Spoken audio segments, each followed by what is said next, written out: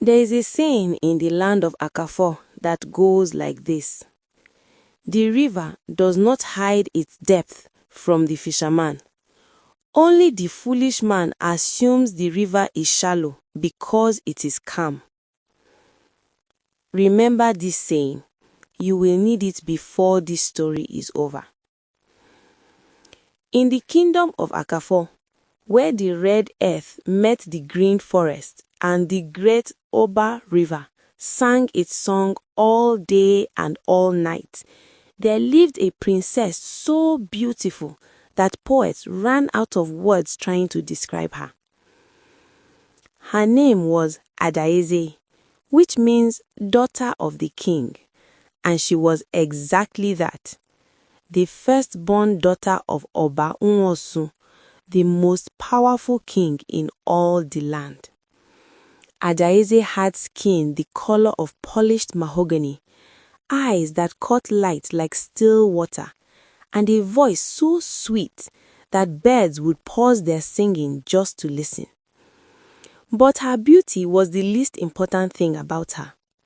Adaeze was wise. She could solve disputes between arguing farmers before the elders even sat down. She knew the names of every herb in the forest, and which ones healed fever, which ones closed wounds, and which ones, if you were not careful, could stop a man's heart before morning. She had been trained by the royal women, the Umuada, from the time she could walk. She was, by every measure, perfect. And that was her problem. When you are perfect, everyone watches you. When everyone watches you, you have no room to breathe. And when you have no room to breathe, sometimes you must find air in secret. Now, in the neighboring kingdom of Obiageli, there was a prince. His name was Emeka, and he was strong, handsome, and ambitious. His father, Obadike, had long dreamed of uniting the two kingdoms. What better way than through marriage? The negotiations between the two royal families lasted 3 dry seasons. Bride price was discussed, argued, agreed upon, and argued again.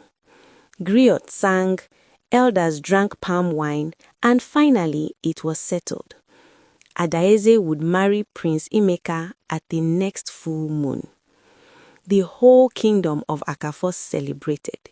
Women danced in the marketplace, men slaughtered goats, children ran through the streets with palm fronds.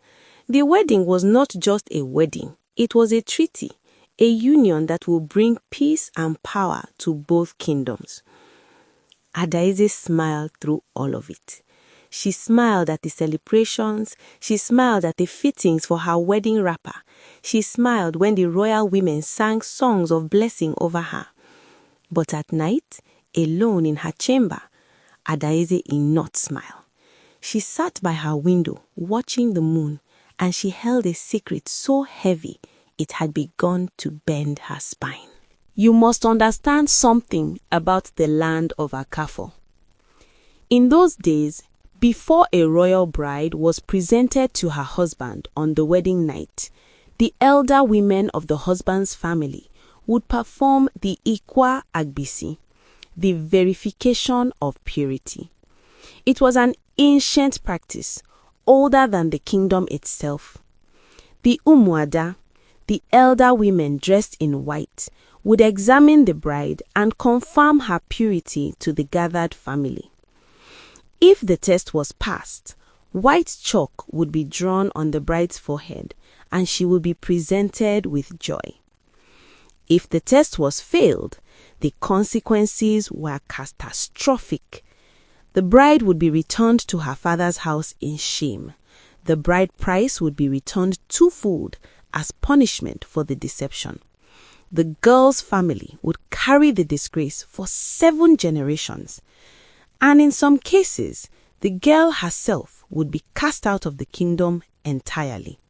No princess had ever failed this test, not in 300 years of Akafo's history. The night before her wedding, Adaeze sat in her chamber and could not sleep. Her hands trembled. Her heart hammered like a drummer who had lost his rhythm. She had confided in no one. Not her closest friend, Chisom. Not her younger sister, Obioma. Not even the old herbalist woman, Mama Nena, who had delivered her into the world and knew all her childhood secrets. She was alone with her truth. And her truth was this. 6 months before the wedding was arranged, before the negotiations even began, Adaize had fallen in love. Not with a prince, not with a nobleman, with a young man named Tobe, a sculptor who carved wooden masks for festivals. He was the son of a craftsman from a family of no title and no land. He was quiet and thoughtful, and he looked at Adaize not like she was a princess, but like she was simply a woman worth knowing. They had met by the river by accident, on a morning when Adaize had slipped away from her attendant to walk alone. He had been carving, sitting on a rock, his hands moving the knife with the patience of a man who believed every piece of wood had something beautiful hiding inside it. They had talked for an hour. Then they had talked every morning for 3 months. And then, one evening, by the ancient Iroko tree at the edge of the forest, they had crossed a line that could not be uncrossed. Adaize did not regret it. But now, the morning of her wedding had arrived, and the Umuada were already gathering. The wedding ceremony was magnificent. 300 guests sat under canopies of woven palm, drummers played, dancers moved like water. Obanwosu sat on his throne dressed in full regalia, red coral beads, eagle feathers, a wrapper of imported silk. Obadike sat opposite him, equally magnificent. Prince Emeka was handsome in his traditional attire, and when Adaize was led out in her white and gold wrapper, the crowd gasped. She was breathtaking. The ceremonies lasted from morning until the sun began to fall. There was feasting, dancing, the exchange of kola nuts, the pouring of libations to the ancestors. By evening, the Umwada led Adaize to the inner chamber to perform the Ikwa Agbisi. The crowd waited outside. The drumming softened. The air grew tight with anticipation.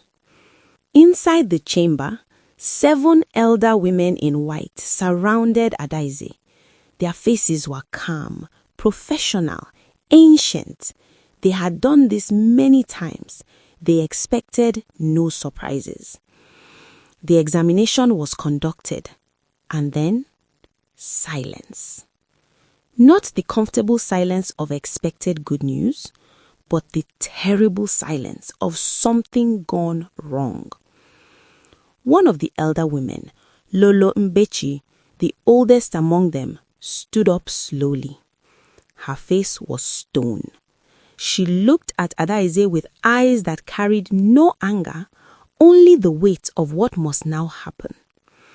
She has known a man, Lolo Mbechi said simply. The other women began murmuring. One covered her mouth, another closed her eyes. Adaize stood straight. Her chin was raised. She did not cry. She had decided in the long, sleepless night before this moment that she would not cry. Whatever came, she would face it standing. Lolo Mbechi opened the chamber door. What happened next would shake the kingdom of Akafo to its foundation. Lolo Mbechi walked out before the gathered crowd. Kings, nobles, families, guests, and she opened her mouth to speak. But before the words could leave her lips, a voice cut through the night air like a blade. Wait. Everyone turned. Standing at the edge of the crowd, in clothes too plain for a wedding of this importance, was a young man. He was lean and brown, and his hands were rough from work. In his left hand, he carried something, a wooden mask carved with extraordinary detail. A mask of a woman's face, so perfectly done that people near him stepped back in surprise. It was Tobe. He walked forward. The crowd parted, not because they knew who he was, but because there are moments when a person walks with such terrifying calm that the world makes room for them. He stopped before the two kings. He went to his knees, head bowed in the traditional way of respect. Obaniwosu, he said, his voice steady. Obadaike, elders, I have come to speak the truth that should have been spoken 3 months ago. The dishonor that Adaeze carries tonight, it is not hers alone. I am equally responsible. I am the man. If there is punishment, it belongs to me as much as to her. You could have heard a leaf fall. Obaniwosu's face did not move, but his eyes shifted from the young man kneeling before him to his daughter, who was now standing in the doorway of the chamber, watching Tobe with an expression that told the whole story to anyone paying attention. Obadaike rose slowly from his seat. This wedding, he said, his voice like distant thunder, cannot continue. And that was when Adaeze finally spoke. She walked forward. No attendants held her. No one guided her. She walked through the crowd alone in her wedding finery until she stood beside Tobe. She did not kneel. She was a princess. She bowed her head with respect, but her spine remained straight. Father, she said, looking at Obaniwosu, I have shamed you. I know this. I do not stand here to deny it or to beg. I stand here because I am your daughter, and you taught me that truth is the only currency that does not lose value. The crowd was completely silent. I did not love Prince Emeka when this marriage was arranged. I never met him until 3 weeks ago. This marriage was made for kingdoms, not for people. I accepted it because it was my duty, but I am standing before you now with the truth because I refuse to let this man, she gestured toward Tobe, carry punishment alone for something we both chose. She turned to Obadaike. I am sorry, great king. Your son deserves a bride who comes to him wholly, not one whose heart was already given elsewhere. I have disrespected your family, and I accept whatever judgment follows. She turned back to her father, and then something extraordinary happened. Obaniwosu wept. Not the silent, dignified tears of a man trying to control himself. Real tears, the tears of a father confronting the distance that had grown between him and his child without him ever noticing. Because in that moment, he remembered something. He remembered a conversation 20 years ago when Adaeze was just a small girl who could not yet reach the top of the water pot. He had asked her, "My daughter, what do you want to be when you grow up?" And she had said, without any hesitation, "I want to be free, Papa. I want to choose." He laughed then. He was not laughing now. The elders deliberated through the night. It was agreed that Prince Emeka would not take Adaeze as his bride. The young prince himself, to the surprise of many, was not as furious as expected. He had met Adaeze only weeks ago, and while she was impressive, he had felt, privately, that she was marrying him the way a soldier marches to war, with discipline, not desire. He had told no one this, but the truth of the evening confirmed what he had quietly sensed. He accepted the return of the bride price with quiet dignity, and he went home. The question of Adaeze and Tobe remained. Obawosu called Tobe before him privately, just the two of them, in the royal inner court, with no audience. "Who are you?" the king asked. Tobe told him everything. His family, his work, his passion for carving, how he had met Adaeze by the river. He did not embellish. He did not flatter. He spoke the way a man speaks when he has decided that the truth is the only option. "Do you love my daughter?" the king asked. "Yes," said Tobe. "Why?" Tobe paused. Then he reached into the cloth wrapped around his shoulder and brought out the wooden mask he had been carrying. He placed it gently before the king. Obanwosu looked at it. It was Adaeze's face, carved in wood, but not the princess face, not the formal, composed public face. It was her other face, the one she wore when she thought no one was watching. The face of a woman who was curious and restless and alive in a way that formal portraits never captured. "I love her because I see her," Tobe said quietly. "Not what she represents, not her title, her." Obanwosu was quiet for a long time. Then he said, "You are a craftsman's son. You have no land, no title, no army." "Yes," said Tobe. "But you walked into a gathering of kings and knelt before me to share a punishment that could have ruined you. A punishment you could easily have avoided by staying silent." The king leaned forward. "That is not the act of a small man."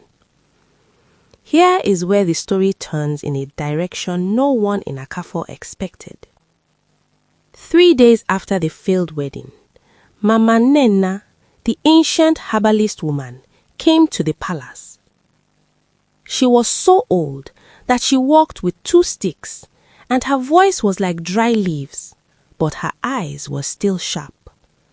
She asked to speak to the king alone, and she told him something that rearranged everything. 32 years ago, when Obanwosu was a young man and not yet king, he had loved a woman. Not his queen, a different woman, a free woman from the edge of the forest, a craftsman's daughter. He had loved her deeply, but his father, the old king, had forbidden the union and arranged his marriage to the queen instead. The craftsman's daughter had disappeared from the village. What Obanwosu did not know, what no one had told him, was that before she disappeared, she had given birth to a son. That son had grown up in another village, trained by his grandfather as a woodcarver. Mama Nena looked at the king with her ancient eyes and said, "The boy who walked into your gathering and knelt before you, Tobe, is your son." The silence that followed lasted so long that a lizard crawled across the doorway, stopped, looked at the king, and crawled back. Obangmosu sat alone for 2 days. He prayed, he poured libations, he consulted the oracle. The oracle confirmed what Mama Nena had said. Then the king called his entire court together and told them the truth, all of it. His old love, the child he never knew, the young man who had unknowingly fallen in love with his own half-sister. The shock that passed through Akafo was like a storm. But the elders, after long deliberation, declared this. Since Adaeze and Tobe had not known of their blood connection, no spiritual pollution had occurred according to the laws of the land. The ancestors, consulted through the oracle, agreed. What had happened was the work of faith trying to correct a secret, not the work of wickedness. Tobe was brought formally into the royal family. He was recognized as a prince, illegitimate by birth, but a prince by blood. He could not marry Adaeze. That door was permanently closed, and they both understood it, though the grief of it was real. But here is the thing about grief. It does not stay forever, and life has a way of offering new doors when old ones close. Within 2 years, Adaeze, now with her father's blessing, chose her own husband, a young scholar from a distant kingdom who had heard the story of the princess who stood up before 2 kings and told the truth. He had wanted to meet such a woman. When he did, he understood immediately why men wrote poems about her. Tobe was given a place in the royal court as the official royal sculptor. He carved the faces of kings and queens and children and market women. He became, in time, the most celebrated artist in the entire region. His work was said to carry something that other carvers' work did not, a kind of seeing, deep and honest. People said you could look at a Tobe mask and feel like someone finally understood you. And Obanwosu, the king who had built a perfect life on top of an old buried secret, spent the remaining years of his reign differently than the years before. He became known not for his power, but for his honesty. He created a new law in Akafo that no child in his kingdom would be forced into a marriage without their voice being heard. Not everyone agreed with the law, but everyone remembered what had happened when the old way was followed. And that is the end and the beginning of the story of Adaeze, the princess who failed the perfect test and in doing so uncovered a truth that set an entire kingdom free. Because sometimes the thing that looks like a failure is really the river showing you its depth. The river was never shallow. You just weren't ready to look.